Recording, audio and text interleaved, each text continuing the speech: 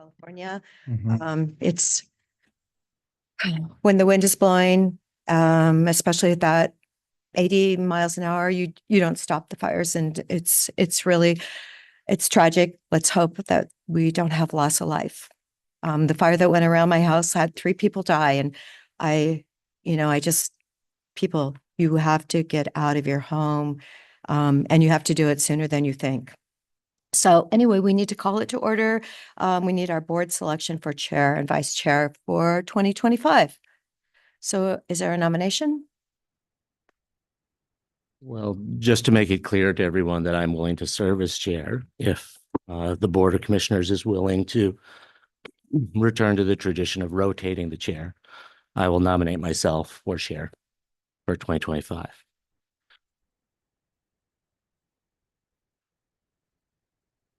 Okay. Is there a second to that nomination?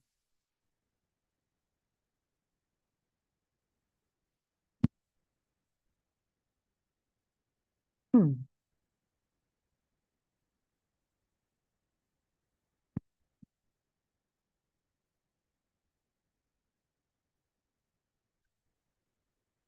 I was trying to I think I could count on one hand this past 2024 when I said something that Commissioner Chang did not say something after me.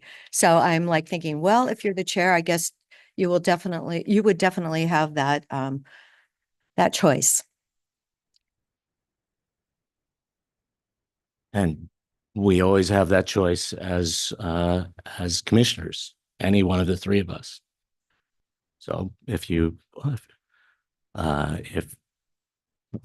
what we're here to do is deliberate on policy and issues, then it makes sense for all of us to be able to speak Right. as commissioners. That's true. But I just found it fascinating that I could count on less than 5 fingers how many times you didn't talk after something I said. And I try and normally be incredibly succinct in what I'm saying. I take my job very seriously. So thank you for those comments.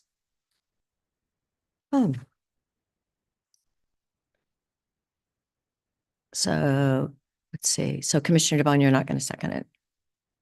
No.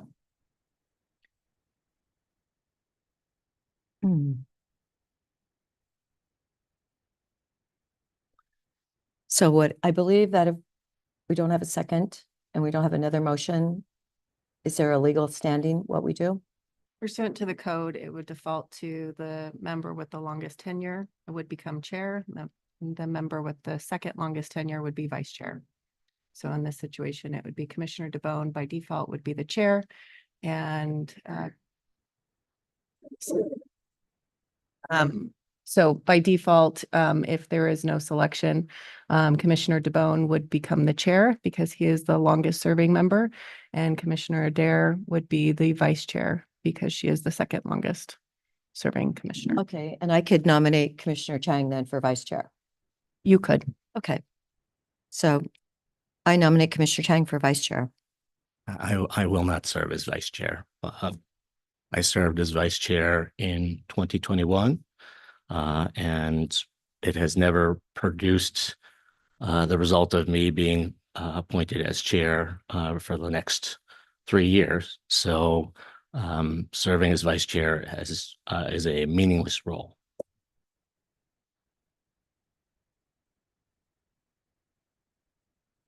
That's fine. We will, the board, a majority of the board has chosen to set a new precedent for the way that the chair is selected. Basically the partisan majority chooses among themselves which one of them is going to be chair and vice chair. And as the years go on, I think people will be very disappointed in the way that plays out in the future. Well, Commissioner Chang, it will be 5 seated up here in 28, I believe. So 27. Oh, 27. Okay. So in 27, we'll have 5 people up here, and that's something that you were firmly in behind and in belief of. So, look forward to 27. So, do we have to actually now vote? No. If you are doing it by default, then there is no vote that's necessary. Okay. And the fact that I didn't want to be the vice chair, that is negated then. If it's by default under the code, you would serve as vice chair. Unless there's a Okay. second to your motion. Which places? Oh,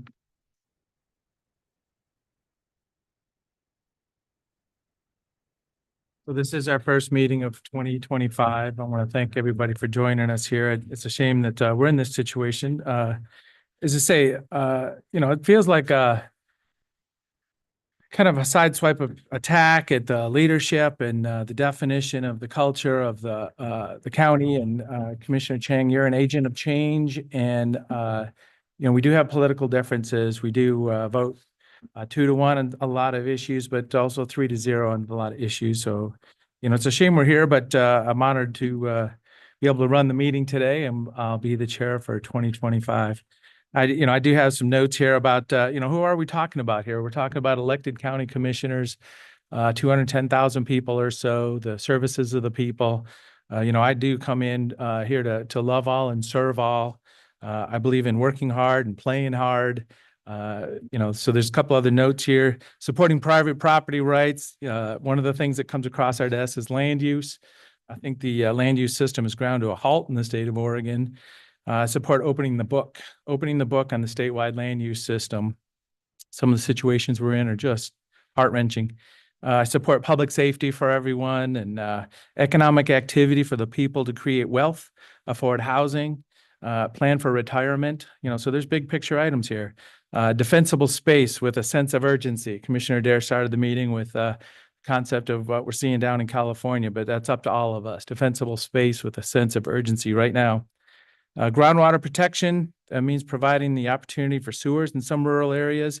As I say, that bounces right off of land use, as well as the best possible on-site systems. And that's the issue that I ran for originally when I ran for office, was groundwater protection.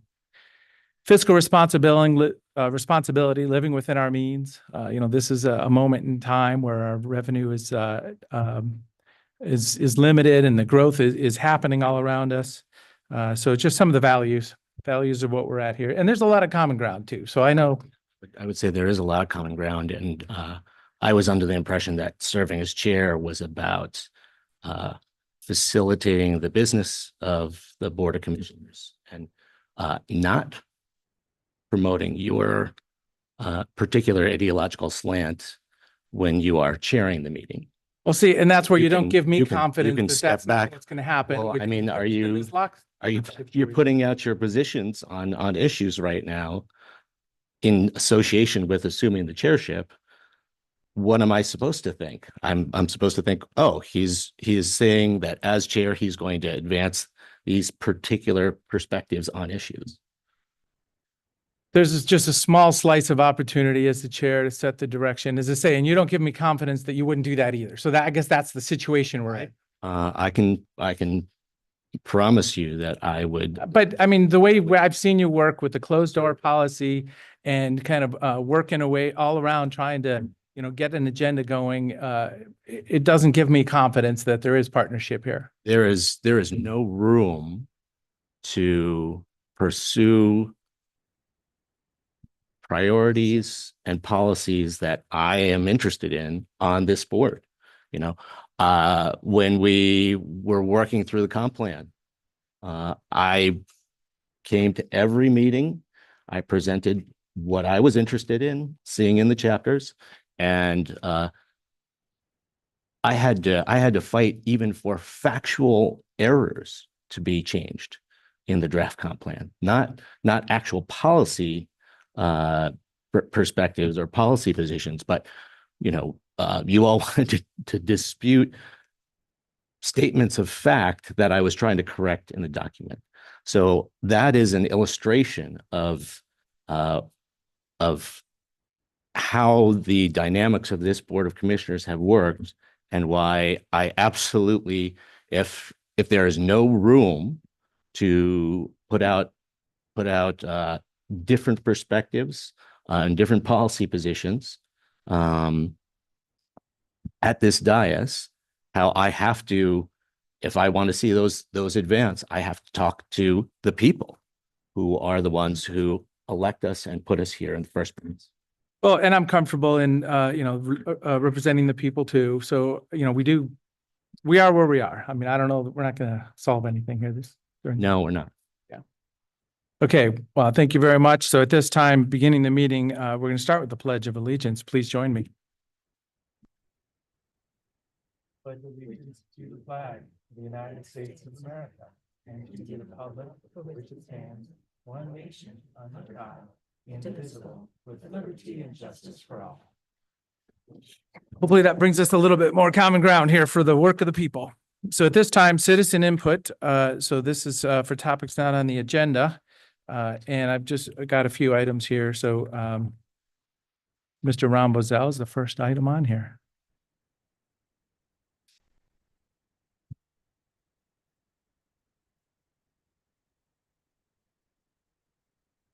Happy New Year, 2025, Deschutes County Commission. I just want to share with you my own personal New Year's resolutions. And this is how I become rich. Respect, integrity, character, and honor. That's my new resolution for this year, as is every year. And I hope that we can all step up to that. At least we can all try. Thank you for your service. Thank you. So next is Daniel Jones. So this is regarding Forest View Road District. And I see that there's a letter that I have not been able to read yet.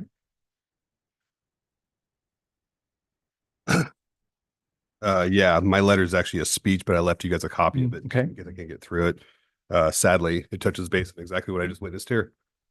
So just Board of Commissioners, I'm bringing this subject to your attention as a concerned resident of the Forest View Special District.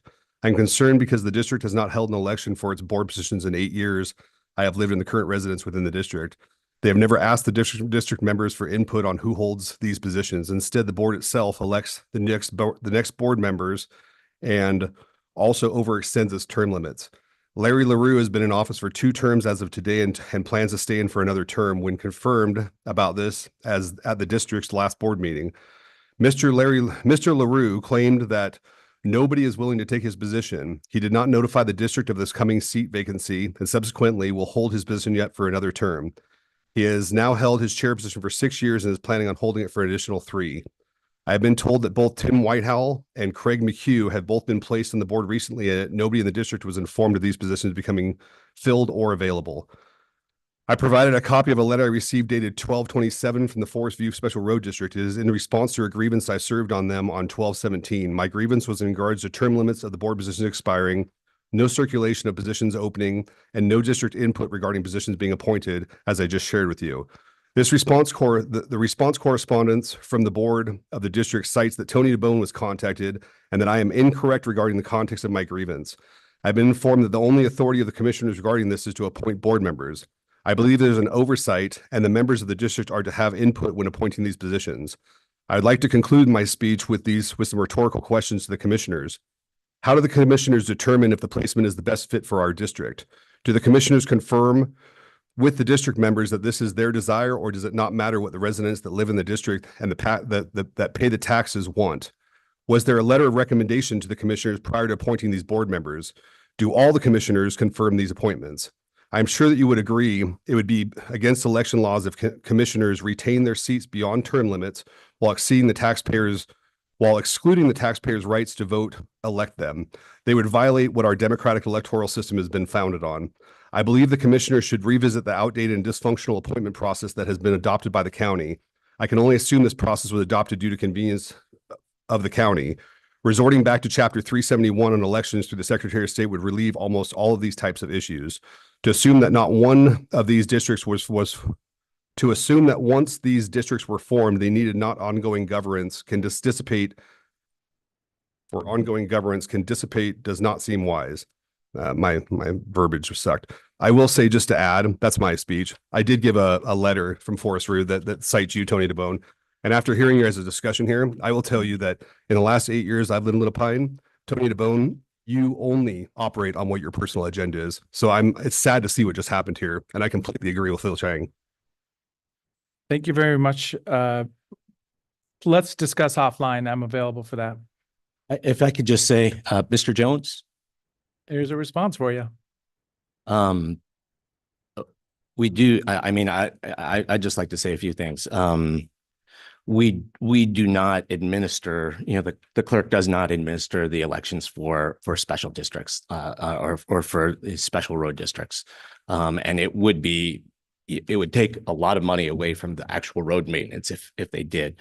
But there are bylaws, there's governance for special road districts, and county legal counsel can provide you with a lot of background information on essentially whether there's been malfeasance in the way that elections have been run, finances have been managed, and things like that. So unfortunately, we can provide you with the background, legal information, but then it would be up to members of the special road district to pursue that with the district attorney or through legal channels to get relief on issues.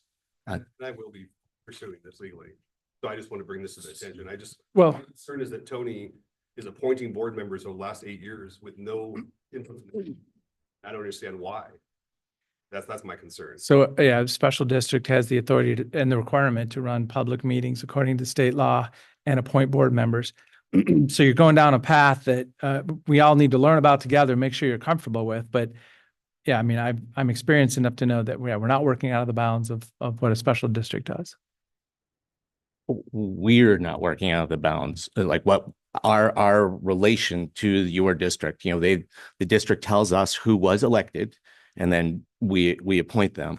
But my concern is that there's no confirmation of the district involving the district in it when they report to you guys. The 3 board members are just telling you who they want on the board, and the whole district isn't even aware.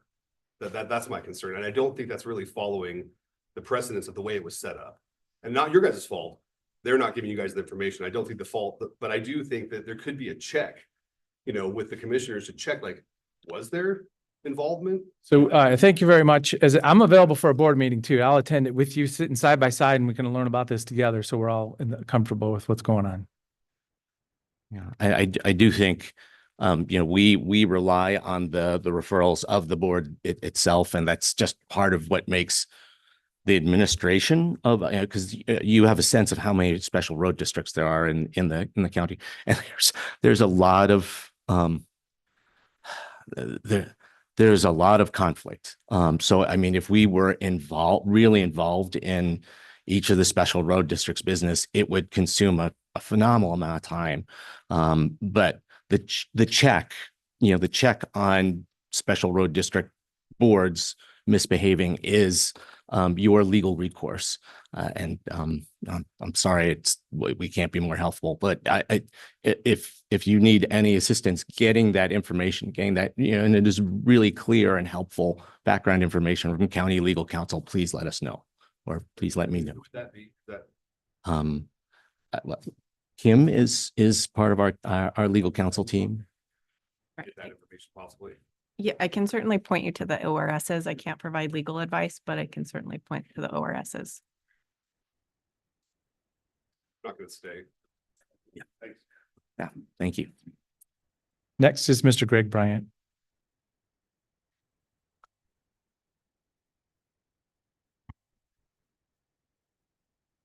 Happy New Year to everyone.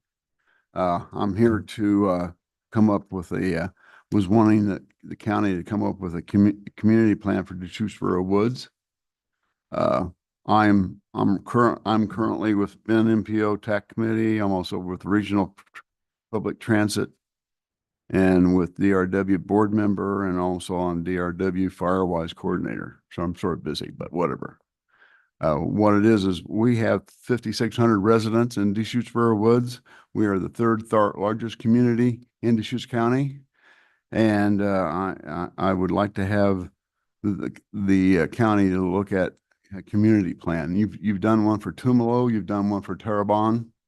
And so I think, I don't know why one hasn't been done for Deschutes-River Woods, but I think one should be, since we're large enough. We've got the store, we have the Morningstar Christian Church School, we have Seven Peaks Paving, we have High Desert Mulch, we have the church, we have Arnold Irrigation, and we have several other entities there.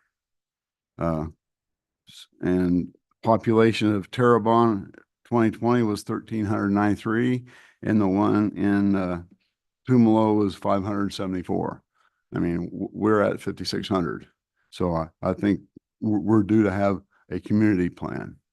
And I have talked to the store, and I have talked to Seven Peaks, and I have talked to the church and the school. So I think we're ready. Thank you very much. Yeah, so that's big picture community planning, and this is the start of the new year. We have a work plan for our planning commission and our staff in this community development department. But thank you very much for kicking that off just the way you did. Okay. Like how Yeah, many, yeah. how many actual houses are there in Deschutes River Woods? I think there's about 2,000 lots, but I think there's probably about 1,800 resident lots with With homes? structures on there. Now, the thing is, structure wise, you probably got almost double that many structures, probably. Okay, and I want to thank you for all the work you do. I see you very engaged in fire-wise communities. Right. Yeah, thank Okay. you for all that. Thank you. Thanks. Greg, I would also just say, Tumalo and Terrebonne have a special classification. And the title is escaping me at the moment. I think it's urban unincorporated community. Will is nodding for me. So that's tied to why they get their a community plan done for them. So Okay, possibly we could explore. but what I'm looking at is the fact that, okay, but somebody had to adjust that to them, I believe. So in other words, what I'm suggesting is that the commissioners to change that designation for Deschutes-River Woods. We have the categories that are needed for a community plan. Right. So I guess what I'm saying is I think the first step is to explore designation of DRW as an urban unincorporated community. And I don't know what that process is like, but I can commit. We've got one of our senior staff from the community development department here. I can commit to you that we will try to assemble that information so that you can understand what the process is. Okay, because the way I look at it, and I mean, I looked at it, and you have to have certain categories of churches or schools or wherever it is within in so many residences. Well, we have that. Yeah. And so, and being at 5,600 residents, I'm beside myself as to the reason why there hasn't been a community plan for Deschutes-River Woods as it is. Yeah, I don't know the history of why DRW is not classified as an urban unincorporated community already, but it's something that we can explore. Okay. Thanks. Great, thank you. So this is citizen input. Is there anybody else that has any comments on any items not on the agenda? So for clarity, when I say items not on the agenda, I'm referring to if we have a public hearing on a matter, that would be for later in the board meeting. But also we've been through a situation where people will queue up for, giving an opinion on a topic that's hot for the day that may be on the agenda too. So, and we've been through this in the past. So I will use the terminology topic that is not on the agenda. The intention is a 3-minute citizen input. And we let it go a little bit today, but we needed to get the year started.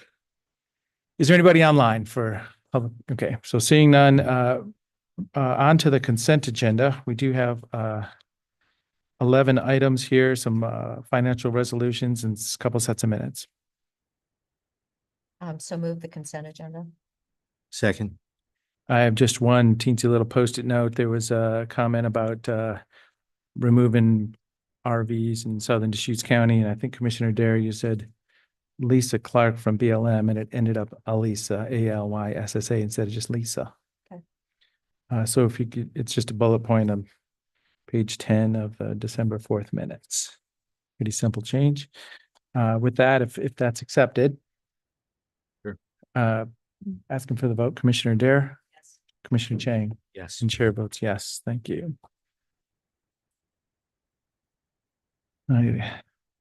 Next item. Public hearing consideration of board order 24052 approving the Ponderosa Pine Estates annexation into the Bend Park and Recreation District. Yes, Commissioners, Happy New Year. This is a public hearing for consideration of Board Order 2024-052. You need to open a public hearing, call for any testimony that there might be here. This is to bring 42 acres, I believe it's 42 acres of the Ponderosa Pines Estates development, which is, I believe, south of Deschutes River Woods, into the Bend Park and Rec District. It's been run through the appropriate county departments. The district's supportive, and all the county departments indicate that it meets the legal requirements. This property is within the Bend UGB as well. So this would be the time for you to open up the meeting and call for any comments. So I'll open up a public hearing on this matter of approving Ponderosa Pine Estates parcel for annexation into the Bend Park and Recreation District. Is there anyone here to speak on the matter? Anybody online?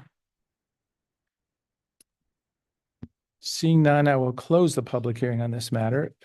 Any comments or questions?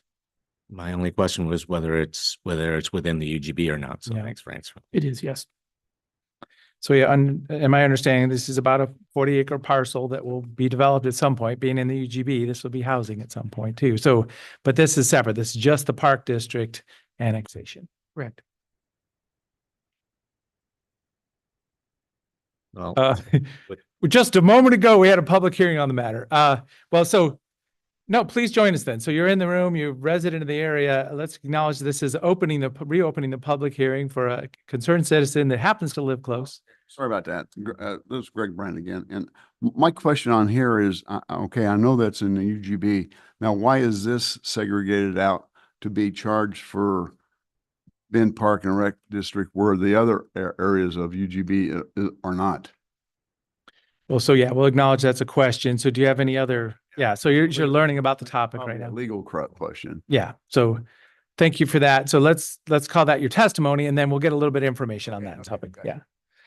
So acknowledging that question, this is a parcel owned by an entity that's asking to be in the Park District, which is paving the way for future services of the Bend Park and Recreation District, knowing it's in the urban growth boundary.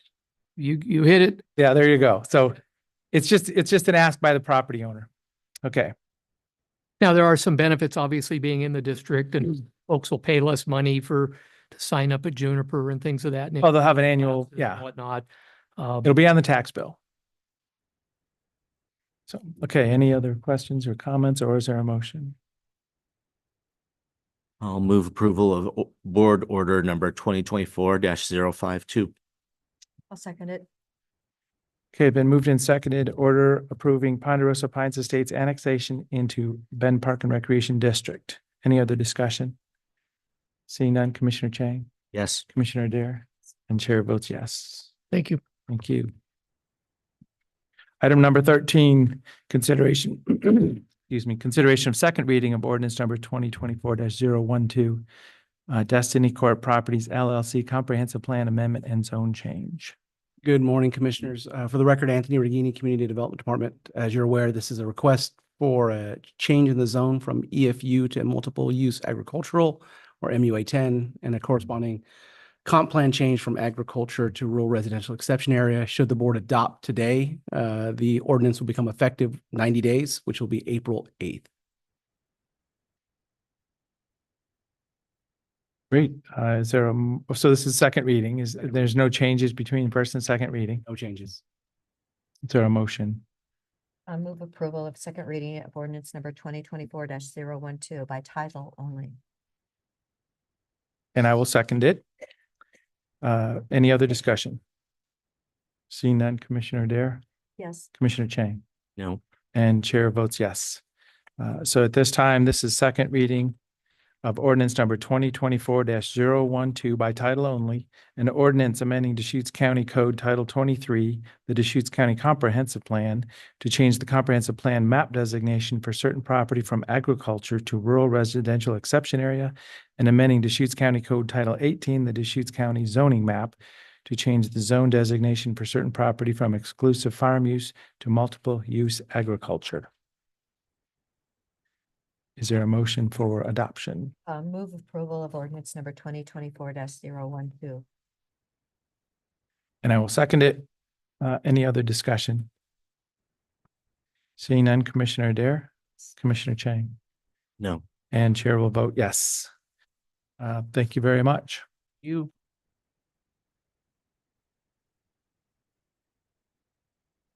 Item number 14, presentation for Deschutes County Civic Assembly on youth homelessness.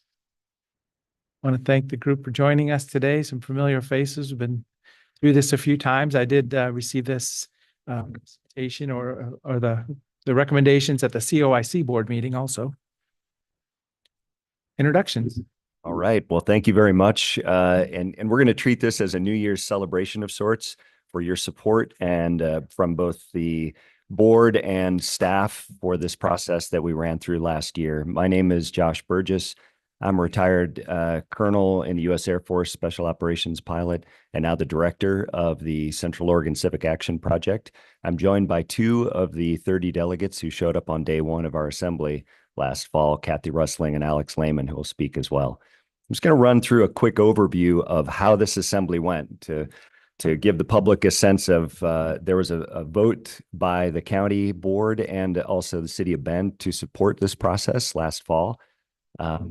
And here's how it went. On day 1, on September 14th, 30 people showed up from across the county who had never met one another. We had sitting next to one another elk hunters and acupuncturists, a high school junior, and a retired riverboat captain on the Columbia, a very, very diverse group that because of our process that we explained to you, by reaching out randomly to members of the community, taking volunteers, sorting them via a series of demographic identifiers, you have the data there that shows that according to such factors as geographic location, education level, gender, political affiliation, this group perfectly mirrored the demographics of the county, which is what we were looking for.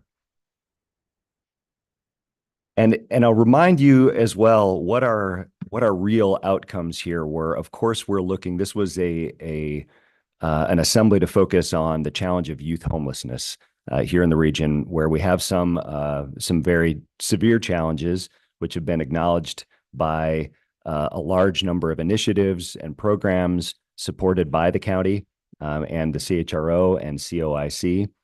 This was an effort in the Civic Assembly to bring more people from across the community who don't typically have an opportunity to participate into the process, provide you as elected officials with a deeper insight as people who are from across the community who actually gain deep insight and can help you perhaps come up with better governance outcomes. Also, though, you'll see and hear from my colleagues here and the other delegates, there was this ability to bring people together from across the various divisions that exist here in our region, as well as they do across the country, whether those are socioeconomic, political, rural, urban divides, bring people together in a room together for an extended period of time and discover that none of that matters when it comes to actually trying to solve significant problems. And in the end, we hope to solve some of those problems, find solutions, but also return to a place where there is a cycle of trust that exists between you and your electorate. The process itself, very briefly, 5 full days. The first 2 of those days were focused very much on learning. Over 30 experts from inside government, from service providers, those with lived experience. We had a tremendous input from the Youth Action Board. Young people who have experienced homelessness were there to present multiple times. That was the first couple of days. The second couple of days, then these delegates took over as a mini legislature, and we were just there, my staff and I, as support and facilitators, while they deliberated on what they believed should be solutions, and eventually on the last day voted, coming up with over 60 different recommendations that would apply to various jurisdictions, from the cities to schools to the county and above. Of course, now we knew that was a few too many recommendations. We had set the parameters at the beginning that there needed to be a 75% supermajority consensus across all of these recommendations for them to come forward to you. We did have 30 delegates on day one. Several were unable to continue due to illness or other issues, but we had 25 who stuck it out for 5 entire days, over 35 hours of deliberation. And that should be 22 on the right. We had a numbering issue on the list. You'll see number 22 is listed as number 3 or as 23 on the recommendations. You'll hear from my colleagues here in just a second, but I just want to highlight, and what everyone in the room noticed, including journalists from around this region, national journalists. We were covered in press from across the country, that one of the most powerful aspects that stuck out was the fact that people amongst the delegates who were skeptical coming in, will this really matter? Are we going to just argue the entire time? Came out saying they were refreshed, they were energized, they were inspired by the support and the willingness to roll up sleeves and get to work without worrying about controversy, focused on the issues and feeling as if their voices were heard and mattered for the first time ever. They're taking that message out to their friends and their families. That's being spread, and that's the spirit that we would like to continue to build by continuing to do these types of assemblies into the future. As you look at those recommendations, it's clear that none of us are public policy experts. And also, with the limited time, the recommendations themselves, had we had more time, would be a bit more concise and a bit more uniform in their presentation. That said, we still believe that many of them matter and that you can make a difference as our elected officials. You'll see that we have not broken them down for you. I have a list where we broke down what we think they fall into these 3 categories. Some of them, you'll see the number one issue with over 92% consensus was to fix the foster care program. As much as we would love to see you do that, we're not going to put that on your shoulders. We realize that you can't directly affect that. However, your advocacy to other agencies and knowing that this is the voice of a representative group of community members would be invaluable in that. Probably the majority of these fit into that bill for you. For other agencies, whether it's the city or the school districts, there's a reshuffling of what would be advocacy, what would be education to the local community. I'll remind you, when we first presented this concept, part of the strength that we felt this offers to you as county commissioners is the ability to enhance your community outreach and engagement for the staff and the board. And then, of course, we feel about 6 or 7 of these recommendations that you could actually, as the staff here, directly act upon and help to implement. As we move forward, we believe as delegates, as the staff, as others who are engaged in the community, and I will directly thank Commissioner DeBone for coming and speaking and opening up and letting our delegates know that you had faith and you were thankful for their service. And Commissioner Chang was there as well. We had members of the city staff who showed up as well. And also Deputy Administrator Kropp, who was very instrumental in helping provide information. That is incredibly meaningful. We need more people in the community to sit down at that table, feel as if they have a direct role in helping shape policy and programs. That's our goal now moving into the future. That's for another conversation, but know that we are talking with the head of COIC, with your board members, with the COIC board members to make this something that can exist across the region. And I will now pause and hand it over to Kathy for her comments. Morning. Thank you, Josh. My recommendation relates to Little introduction, please. Just say hi. Sorry, Yeah. Kathy. Yeah. This is my first time in an assembly like this. I've moved over here from Australia. I've been away from the States for about 40 years. And so coming back to Bend off and on over the years has been a bit of an eye-opener because of the homeless issue. Each time I've been over, it seems to be worse. So I was really on board with this whole thing when I was approached. So you're a member of the assembly. Was. So yeah, that's what I was looking for. Just make sure that's why how you're speaking right now. Yep. Thank you. Appreciate that. My recommendation relates to the 10-day drop rule. That if a student does not attend school for 10 consecutive days, they become unenrolled at the school they were attending. The 10-day drop rule is a statewide rule for public schools. My recommendation is that those students who are protected under the McKinney-Vento Act should be followed up if they do not attend school after 10 consecutive days or before that. Currently, in the Bend Lapine School District, follow-up is done by a school-by-school basis. In other words, it is inconsistent and very much depends on funding, personnel, and resources.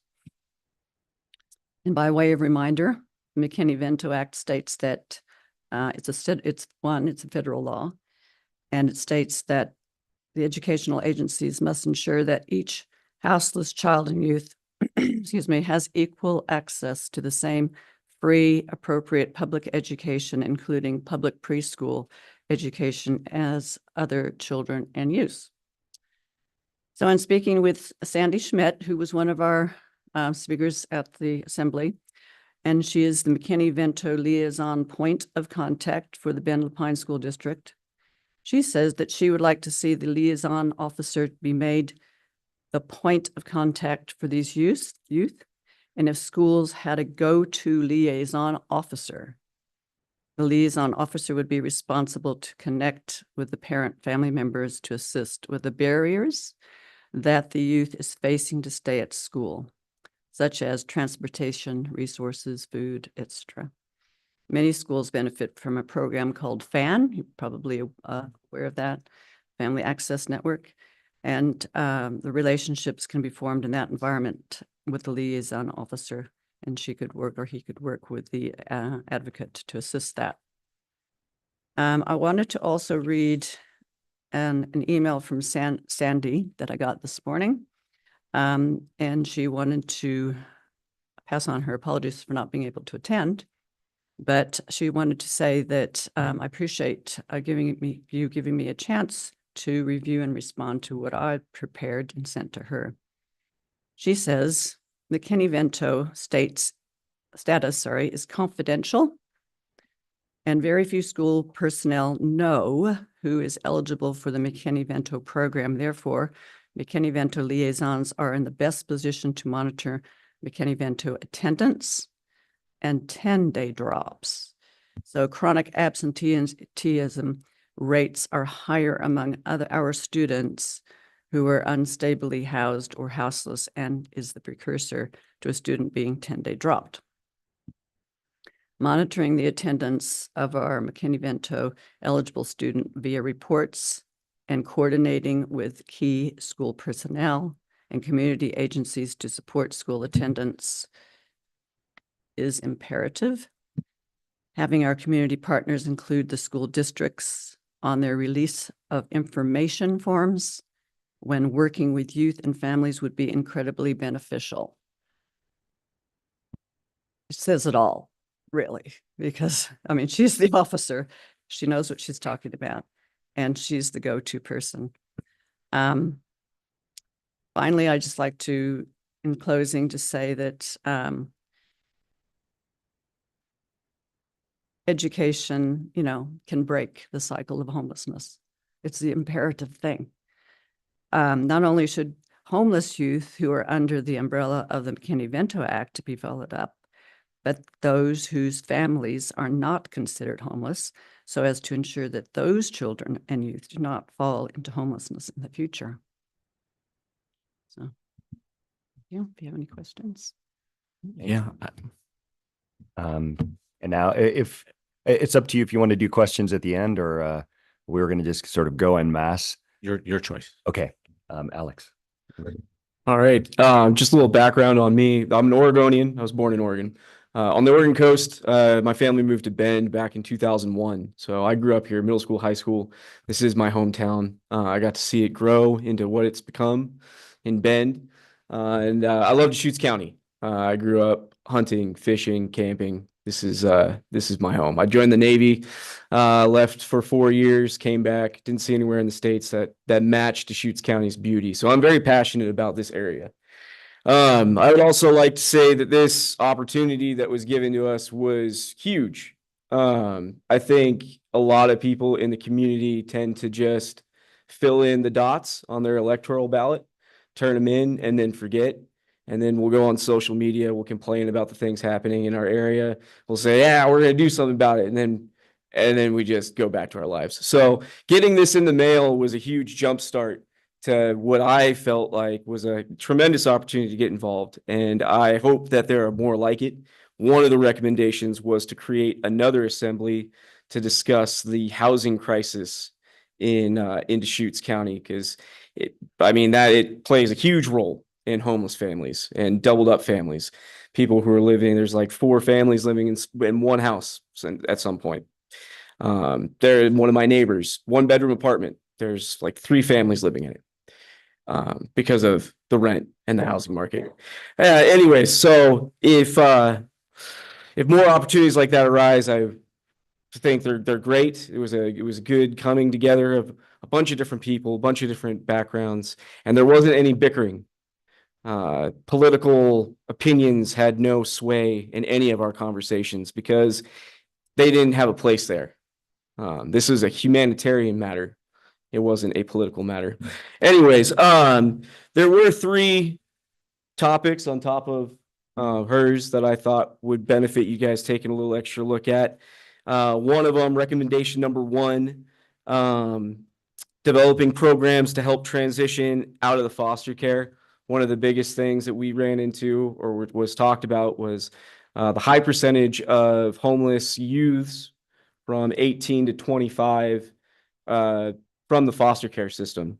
They'll get dumped out onto the streets to fend for themselves, and a lot of them don't have the capabilities or the knowledge to kind of take care of themselves. So that would be as simple as helping them get into housing, helping them get on their feet, things like that. A couple others was recommendation number 9, which was just getting awareness in the public eye.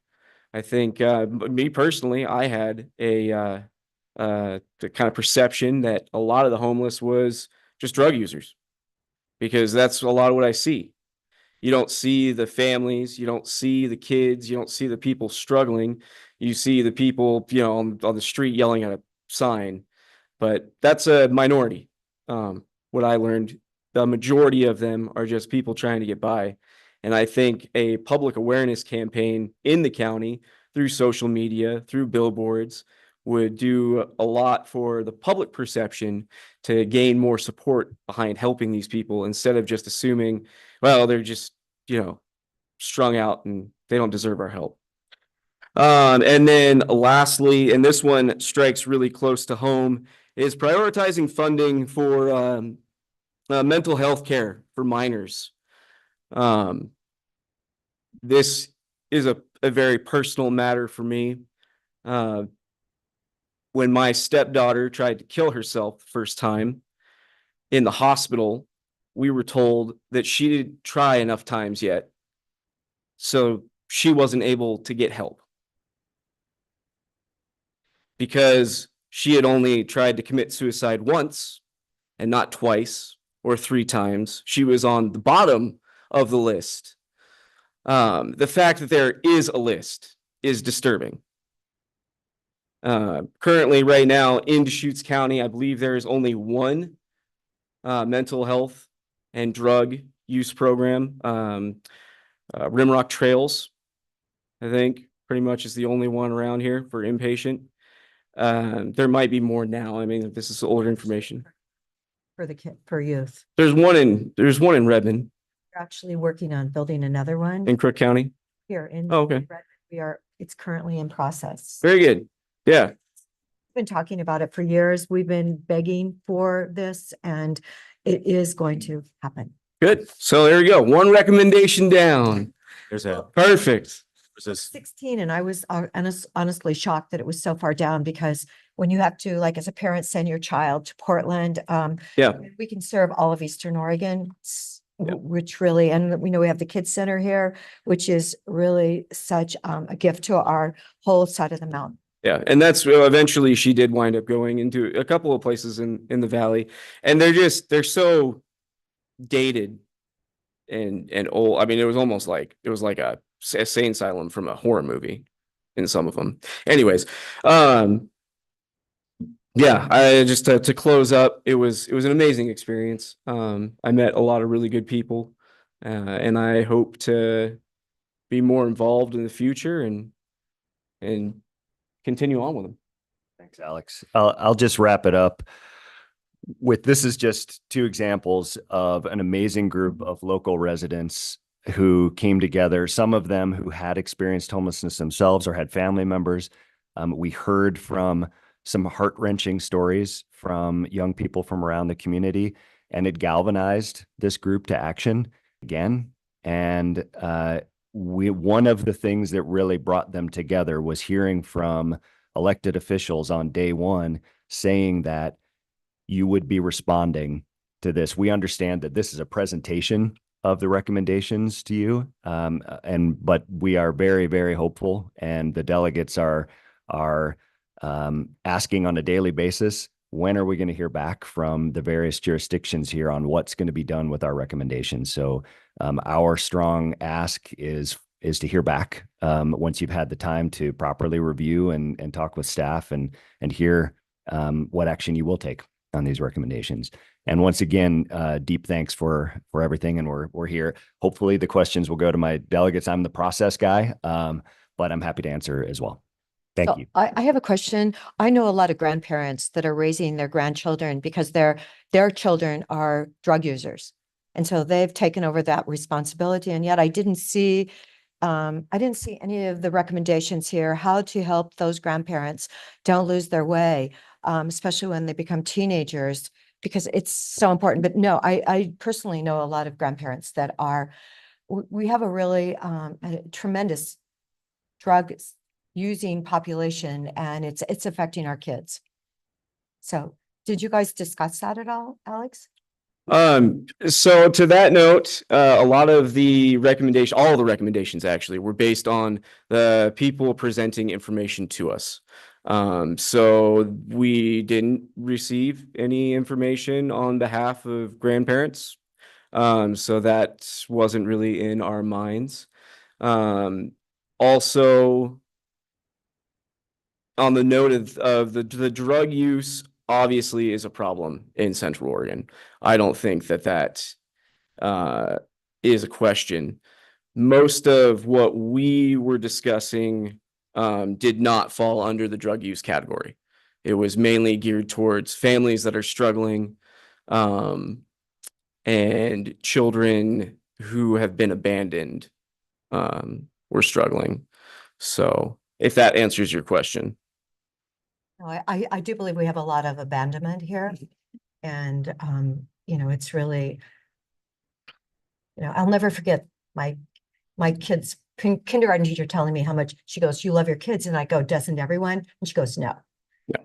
So, and you just go, it's really a tragedy. Yeah. Because those children know that. I mean, we see the program, Sleep in Heavenly Peace, all the beds they make for kids that have never had their own bed. It's, that program has just taken off here, and it, for younger children. What put a face on this recommendation for me was when I was working in a local school, and there was a child that was in first grade whose mother was homeless, and he would come in, he would come in infrequently at best to school. And so not only, he's not making friends because he's never there. He's not learning because it's very intermittent. But when he was there, the schools were there to help him. He would go to counseling. He would get food parcels at the end of the week.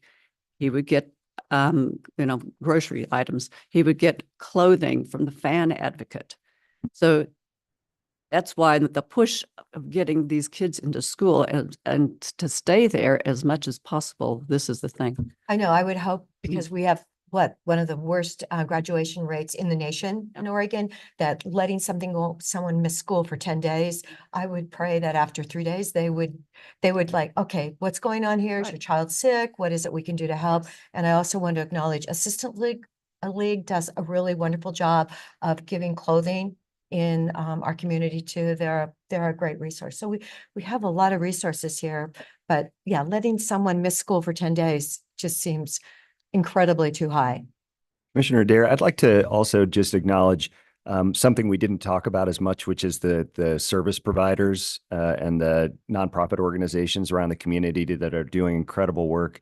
JBAR-J was present throughout our assembly, both to help with the potential trauma of opening up for young people who came in to talk with us, but also to notify the delegates on what services do exist. You'll see several of the recommendations that go toward, they name JBAR-J directly, but really that's an umbrella term for the service organizations that provide these desperately needed services, not just to help children who are already in a dire situation, unsheltered, but those who may be at risk. And I think anything that can be done via advocacy or programmatically from the county to help streamline access to funding for those organizations, but also to kind of centralize in some ways the access so that family members like grandparents who may take over the guardianship of young people may be able to actually understand where the resources are available a bit more easily. Well, the CASA program is phenomenal. And yet we still, I think we cover maybe 85% of them, but there's still like 15% of those kids that don't have their CASA, their representative. And they do their training in January this month. They will be doing a training for anyone in the community that wants to become a CASA. I do believe that those children need their permanent advocate. It's a huge commitment, but so rewarding. And when you think about children that are just left out there, the flounder, it's really. Let's hear from Commissioner Chang here. I'll take my time and let Yeah, I was Dare just- ask all her questions. Oh, no, I'm done. Okay.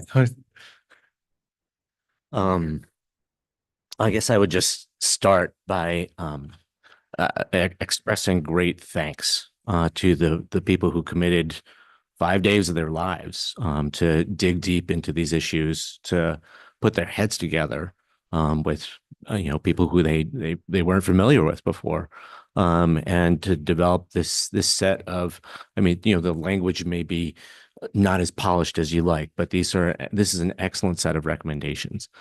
So many thanks to the assembly members, to all the organizations that helped to organize this effort. I think it's a really exciting example of engaging the community in problem solving, which is really refreshing for people who sit on elected bodies that are only able to be so effective at addressing the real challenges that our community faces. So thank you.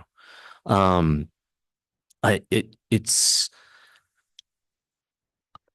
looking at this set of recommendations. These are all things that these are all good recommendations that I think are extremely important, and I kind of have to put different hats on, because as a county commissioner, I see maybe 6 or 7 that are things that are actually within our scope, and maybe 2 that are things that are where we can be lead partners. We could actually play leadership roles. One of which is in the inpatient youth psychiatric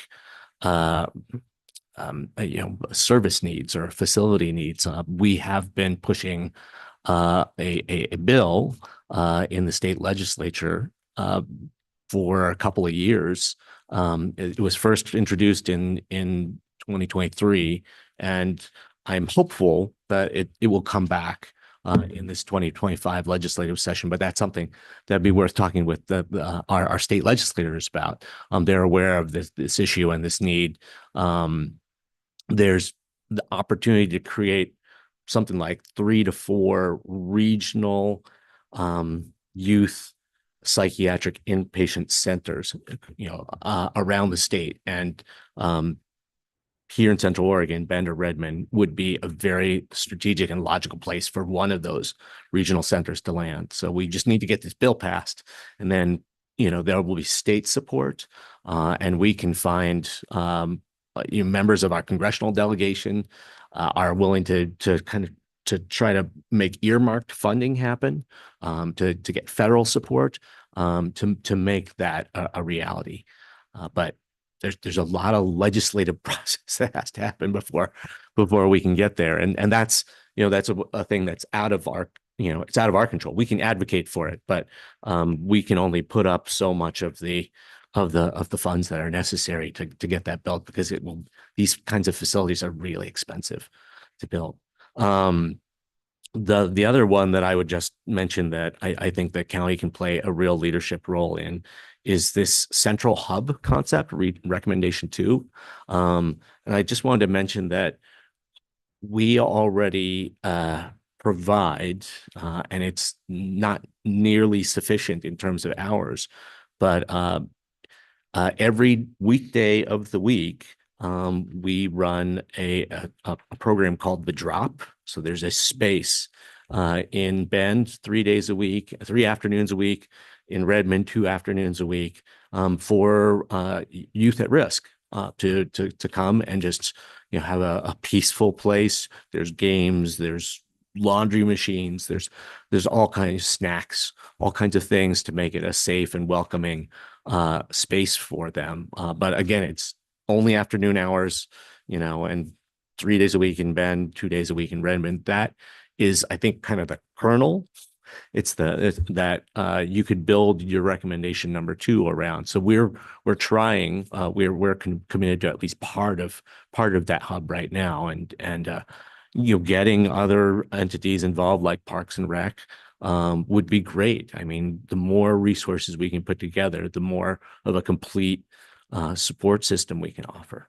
But that kind of leads me to, my other thought is, so there are things that, the county can do from this, can play a leadership role on this list. And there's a lot of things that are, the best we can do is be advocates. And I'm certainly willing to help with that. I think trying to think about how that works, how we can support this set of recommendations produced by this Citizens Assembly.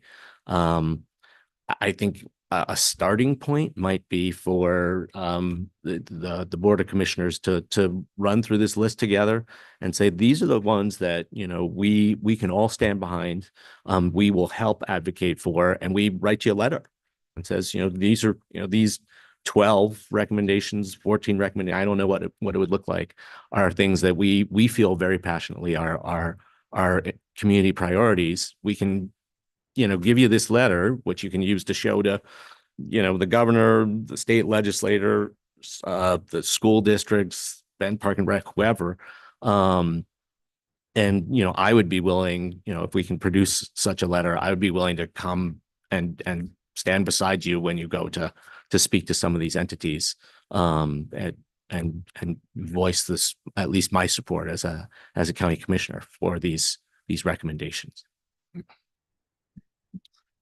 Since you brought it up, recommendation number, I think is that 2, the central hub for you guys? That was actually one of mine. I just didn't know if that was going to fall within your realm. I can give you a little bit more background on that. I was aware of the DROP program that was run by Deschutes County.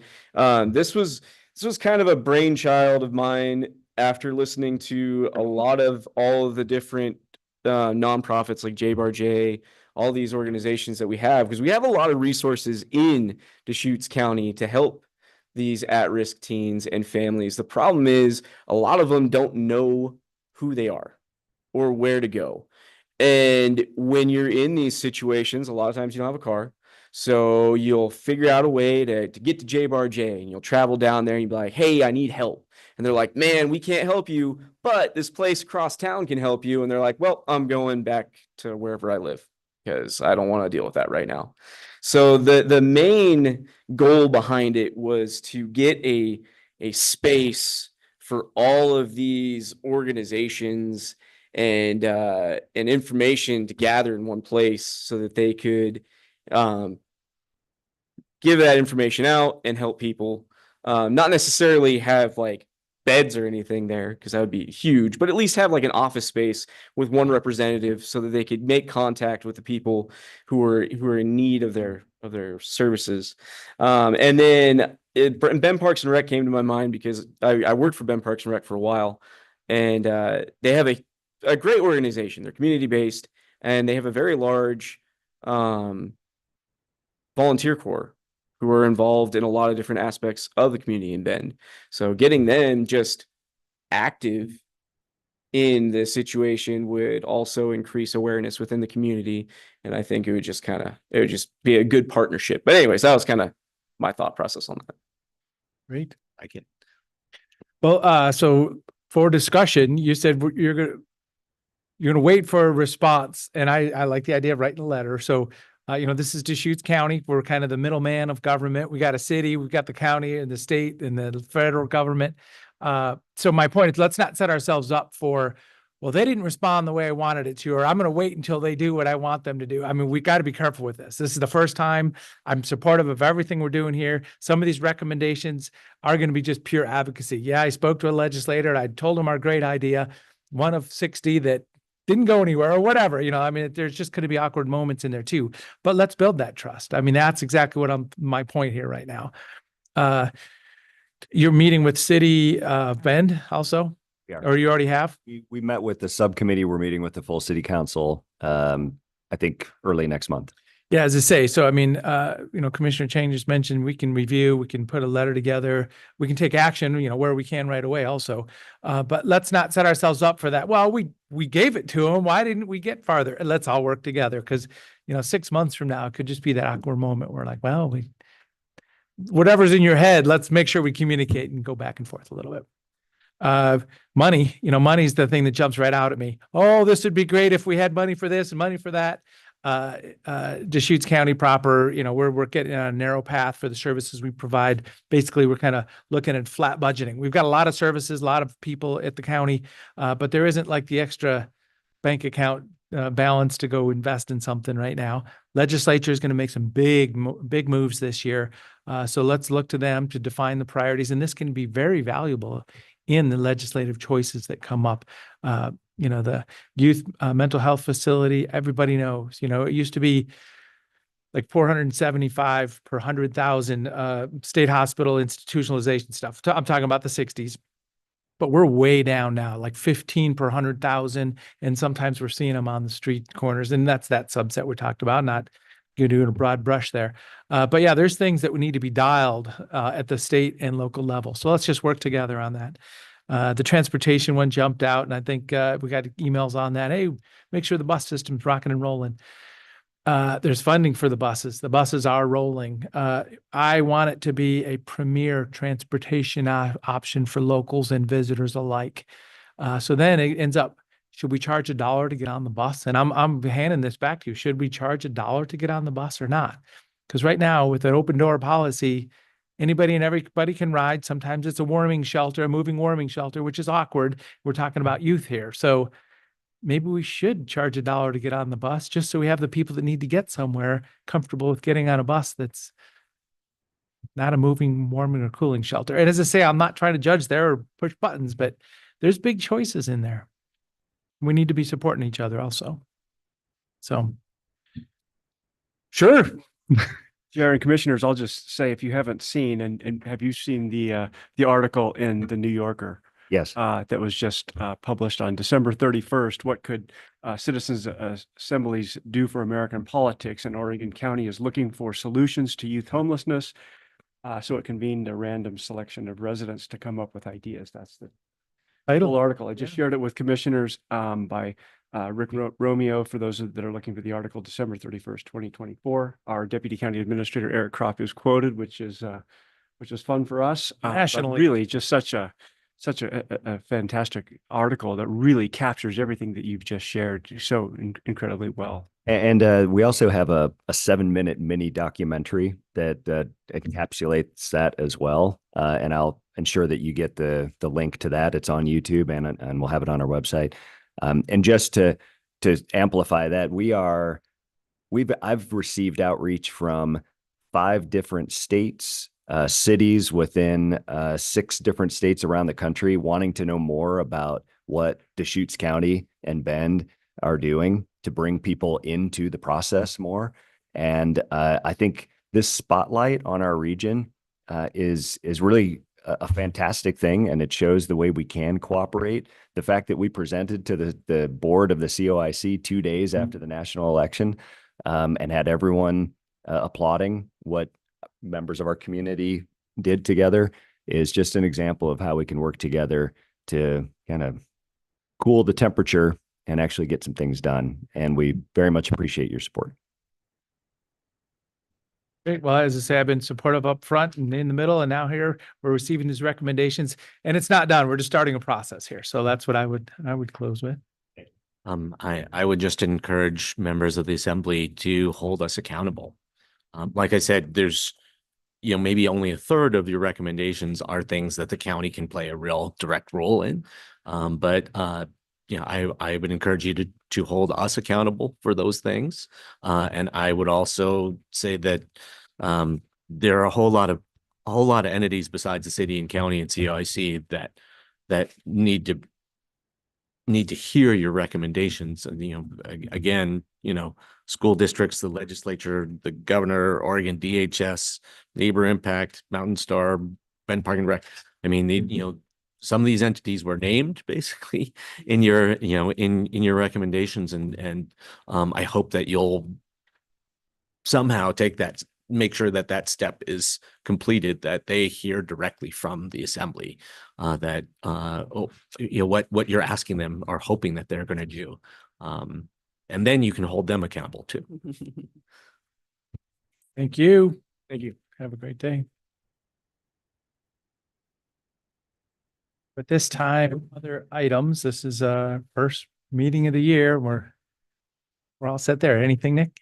Thank you. I have 3 items. Great. The first is tomorrow, January 9th, is the next Redmond managed camp meeting. This is the group that Commissioners Adair and Chang are alternating attending. So I thought it would be helpful for us just to talk briefly about that so that they're both on the same page going forward into that next meeting. A couple of quick updates. The first is I met with the city manager, Keith Witkowski, and Mayor Ed Fitch on Friday for a few minutes. And we talked about some of one of the key timelines coming up, and that is the 21st Street extension. And that is the completion date is now in August or September. It's a bit of a delay than what they were initially anticipating. That doesn't stop our progress on moving forward, but just to provide the board with an update on that. The second piece that I would just like to offer, and I think this has been stated publicly as well, is that the city has proposed, and the city's authorized $250,000 of their funds to go toward the managed camp, and they're proposing that the county allocate $800,000 of our balance for homelessness solutions, which is approximately just under 1.4 million. I've clarified, and I think a couple of commissioners have clarified as well, that the county has not made that commitment at this point. We recognize there will be some investment, but the board has not discussed that at this time. So I just wanted to turn it over to Commissioners Chang and Adair, and of course, Commissioner DeBonne, for any comments you have. As Commissioner Adair will attend tomorrow's meeting, just so that we're coordinated going forward. Thank you. And then I'll get to my other 2 items when we're completed with this one.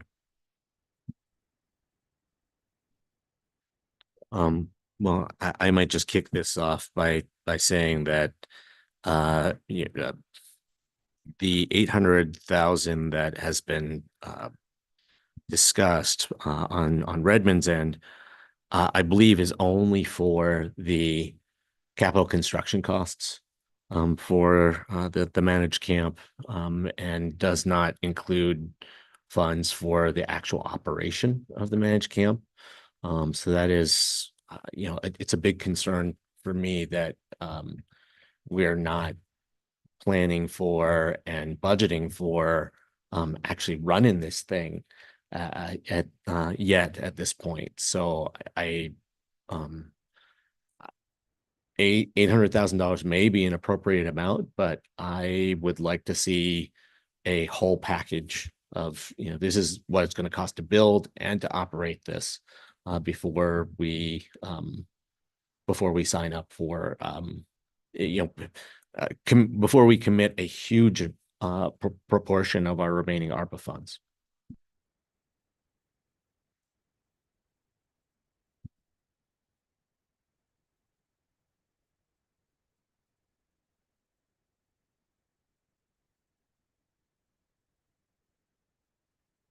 Nick, what was the number you said that was the balance of the ARPA?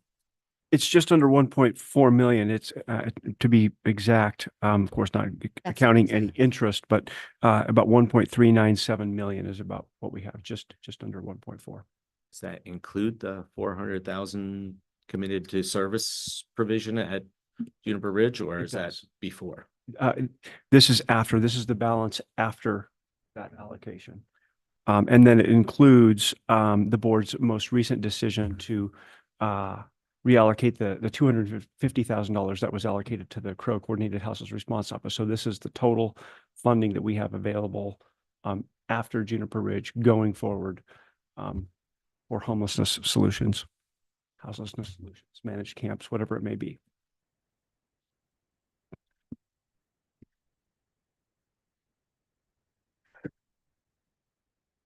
Yeah, we never said we were giving them 800,000 for this. I don't believe you can find that in the minutes anywhere. Correct. And we did contribute 900,000 to Bethlehem Inn in Redmond. So yeah, definitely want to be a partner, but I don't want to be an $800,000 partner. Sharing is really better.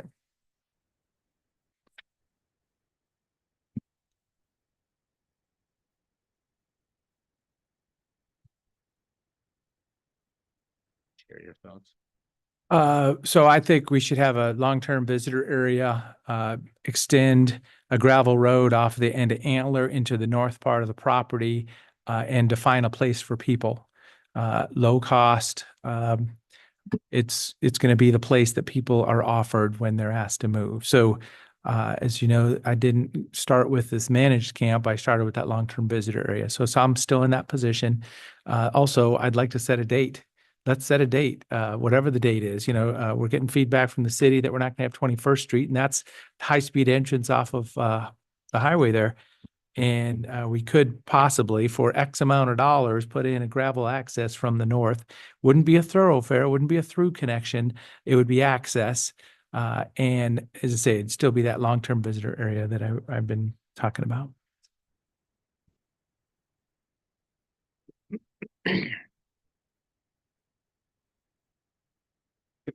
Any other discussions on this?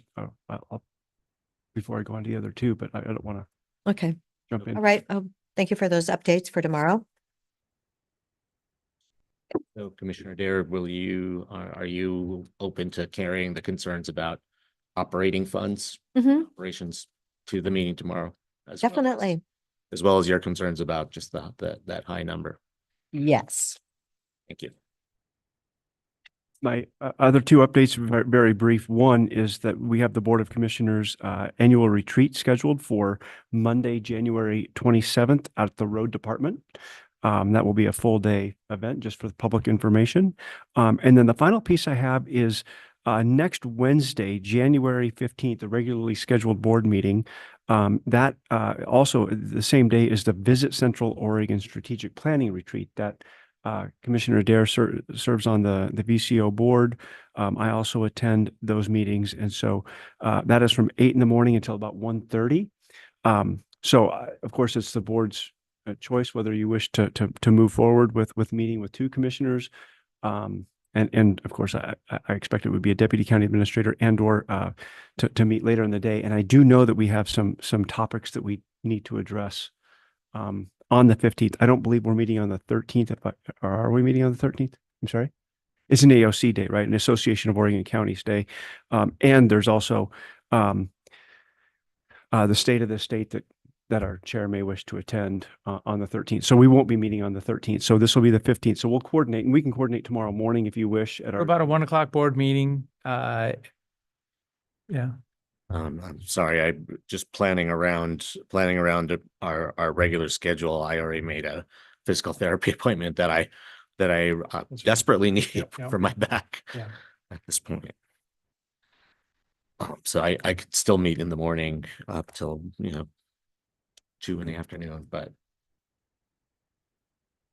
Any thoughts, Commissioner? I mean, I don't know what the agenda items are. Right. I'm not sure about the agenda items yet, but I do know that we have at least 1 or 2 executive session items that we need to Mhm. discuss, and maybe we could plan for those at maybe at 12:30 or 1 at the very latest. And if and I can coordinate with VCO about what the agenda looks like that day, so that Commissioner Derrick. Well, I mean, if executive session items, we could just schedule those at another, Thursday or Friday next week. And if we can find an hour that's common, it's a risk because we don't know how much overlap there is in the schedule right now, but I'm gone. okay. Yeah. That's- There's an Oregon Transportation Commission meeting on Thursday. Okay. And are you back Friday? Just to clarify. No. No, okay. I'm gonna stick around Salem, Yeah. Portland, and get some meetings in. I was just curious. I think next Friday is our first legislative meeting from 8 to 9, but that's of course hybrid. So, but that date won't work. So we can look for Well, another. so how about, yeah, I mean, let's try for Wednesday with 2 for the things that fit, right? I mean, that's just the way to go at this point. Okay, very good. I just wanted to make sure. And maybe we'll cancel it, we'll just have to make that call. So if it starts at 8, we should be okay to be back by 1, I would hope. Well, and he's saying he needs to be out by 2. Right. Well, at least for the executive, if we could do So that. maybe that 1 hour between 1 and 2, Yeah, if that works. kind of close. How about 12:45 to 1? Yeah, okay. If you think that there are things that can be covered in. Okay, well, that's fine. Work back. Okay. And I'll coordinate with Okay. VCO on the agenda to just to see what it looks like. Yeah. Okay. Okay. Thank you. Those were the 3 items I had. And then next Friday, the 17th, Eastern Oregon Counties Association, hybrid meeting also, I think at 9 or 10. Commissioner Dare, are you planning on attending that? I mean, we can No, publish. I'm going to be out of town. Okay, so, but yeah, 9 o'clock EOCA meeting next Friday, and I will attend that. And we're all invited. Although only one of us can legally participate because of public meeting laws. No, we Or I publish it. It's not an issue. I was told that they didn't want press to know about those meetings. So they didn't want to publish them, but if you're saying that that's all right, then Well, so that's a legislative caucus call that we've done that for, not EOCA, oh, okay. which is, yeah, just a set of legislators. So, and that hasn't come up yet. I think that might, but that is a different, that's not EOCA. It's a lot of the same people, but that's a legislative caucus call. Okay. Anything else? Don't forget, Sunday afternoon, evening is the Fair Association dinner in Sunday? Redmond. Yeah. They got their bylaws changed. It's no longer on Martin Luther King Day. Mhm.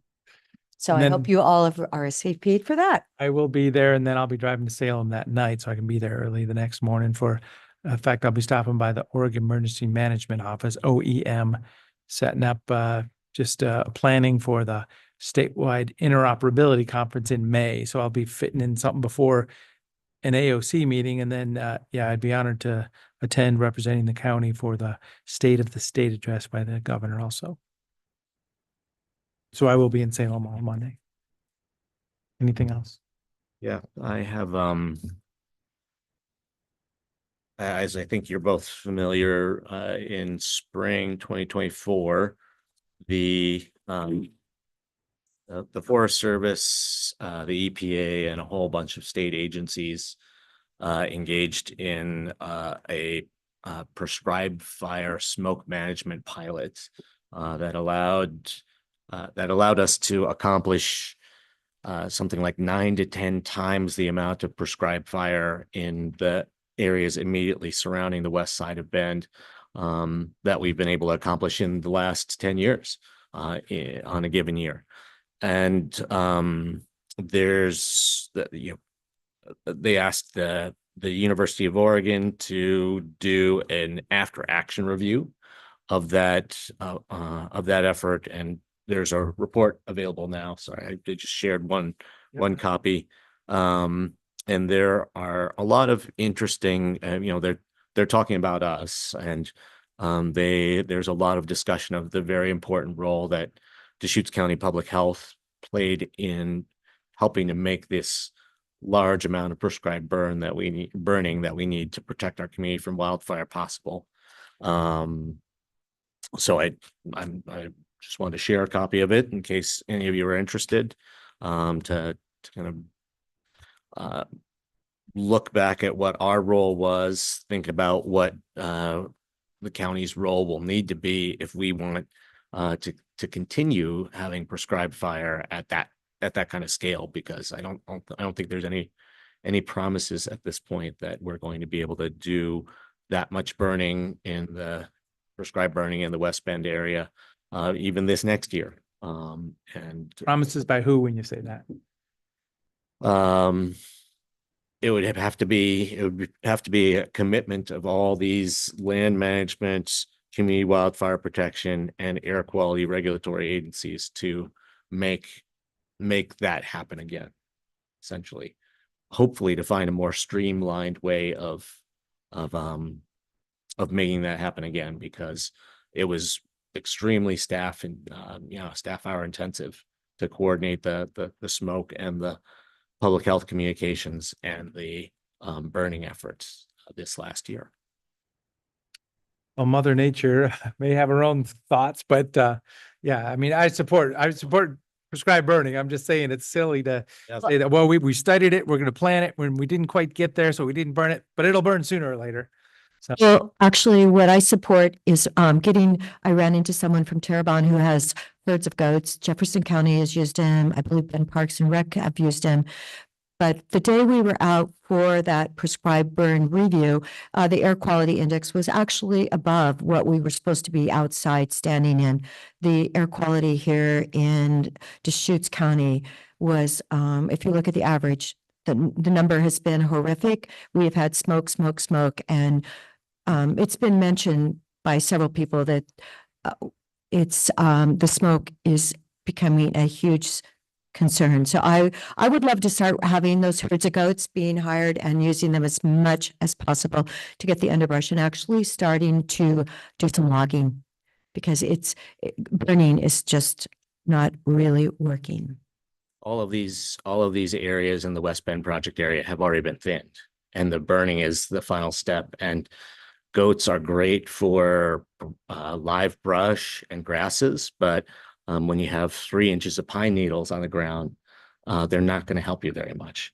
So this prescribed burning is critically necessary for preventing high severity fire to roll into the city of Bend from the west side, and and the subdivisions out there, Tetherow, Broken Top, etc. great. Well, so yeah, that's a report that's available for state and federal legislators and everybody to help make good decisions in our history. Yeah, and when I said 1,800 acres was accomplished, I wasn't saying they should have done more last year. I'm saying that they need to do that for 10 years, because it would have been impossible to get 18,000 acres. In last year, I mean the amount of smoke would have been Well, as I say, we're always, impossible for our community to absorb. but I mean, think about that statement, impossible to absorb except during a raging wildfire that blows it right in your face in your urban area in August. So, I mean, I'm just pointing out that dichotomy. I mean, Well, I mean, we're trying to manage the smoke, that's right. and it's just priorities at that point. A little bit of smoke now, so that Oh, and I support that. A little bit of smoke. Do you guys not realize this last year we had months of smoke? Months of smoke. It wasn't a little bit of smoke. It's infecting our tourism industry. You see Oregon burned a quarter of all the burns in the United States. So that, almost 2 million acres, 1.9 million acres burned. And the fact that we're down to 168 working lumber mills, we're going the wrong way. More prescribed burning we can get done in the non-peak wildfire seasons, the less wildfire smoke those high severity wildfire season fires are going to produce. Thank you very much for sharing that report. Yeah. Is there anything else for this meeting? Seeing that, meeting adjourned.